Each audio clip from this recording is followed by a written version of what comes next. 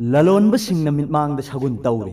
ꯁꯦꯟꯗꯣꯡ ꯈꯛꯀꯤ ꯈꯜꯂꯒ ꯂꯂꯣꯟꯕꯁꯤꯡꯅ ꯐꯥꯂꯥ ꯅꯨꯡ ꯐꯥꯎꯕ ꯀꯛꯊꯠꯂꯒ ꯁꯤꯖꯤꯟꯅꯔꯦ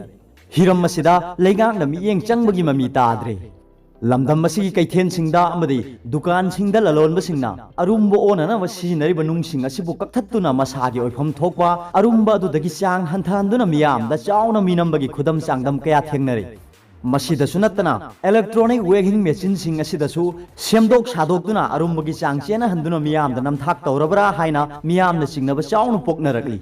हिरम असिगी मतांग मणिपुर गवर्नमेंट की वेट एंड मेजर्स डिपार्टमेंट की ऑफिसर अमगा पाउमीसिंग अखनना उनब अमद महांगना हाय डिपार्टमेंट की चना कांगलोन की मतुंगिना लमदम असिदा ललोनबसिंगना अमदी दुकान सिंगदा सिनरिबा अरुंबा ओनब खुलाइसिंग असे सही खुदिंगी यंगसिनबगी थबक लेप्तना चथरी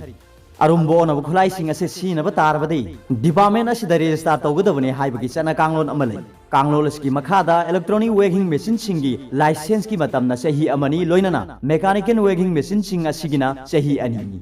मरम असिना डिपार्टमेंट की डिस्ट्रिक्ट सिंगी इंस्पेक्टर सिंग माना माना कोन मफम सिंग सत्तुना मशीन सिंग असिबु चेक तौब लोइनना लाइसेंस रिन्यू तौबगी थबक असे सथदुना लागली असुमना फील्ड चत्तुना यंगसिनबा अमदी रिन्यू तौबगी थबक असे लेबाक सिनब थुंगना सही अमदा अमुरक्ति सोइदना पांगथोकनब होनादुना लागली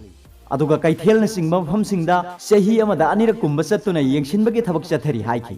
महांगना मखा ताना हाय डिपार्टमेंट असिगी थबक थौरमसिंग असे फील्ड चत्तुना पांगथोकप थबकसिंगना अयाम्ब ओय अदुबु डिपार्टमेंट असिना सिनबा याबा गाड़ी अमा फावबा लैतबना थबक चथोक चसिन तौबदा अचौबा खुदोंचादब मायोकनै लनाई गाड़ी पुथोक्तुना थाव हालगा चटपा नत्रगा इंस्पेक्टर सिंगना मरनाई सेन काइथोलगा गाड़ी वाइरगा चटनबना मरम ओइदुना डिपार्टमेंट की थबक थौरमसिंग पाइखटपदा थिनथानबगी मचा अमसु ओहेलि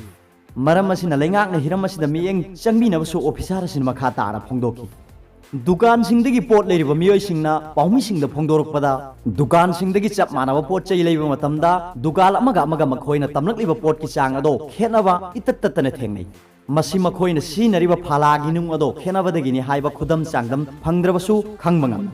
अदुबु हिरम असिदा मरी लेनबा लैंगाकी लोइसंगसिंगना मियेंग चंगबिदबदगी मियामदा चाउना मांगजबा अमा ओइरि नाकल अमरोमदा क्वा कैथेलगी अकोइबदा लैरिबा दुकानसिंगदा पाउमीसिंगना यंगसिलुबदा मखोइना सिनरिबा अरुंबा ओनब खुलाइसिंग अदो दुकान हेक फमलकपा मतमदगी हौजिक फावबा वेट एंड मेजर डिपार्टमेंट की मियोय अमता लाक्तुना यंगसिनबा लैत्रि हाइना फोंदोकपा थेंगनखि असिगुम्बा अरानबा पांबै सिनरगा सेंदोंग तानबा होनरिबसिंग असे लैंगाकी वेट एंड मेजर्स डिपार्टमेंट ना चही अमगी मनुंगदा अमुक्तंग नत्तना अयामा मतमदा कैथेलदा सिनरिबा नुंगसिंग असे चेक तौबगी वाफम उद्री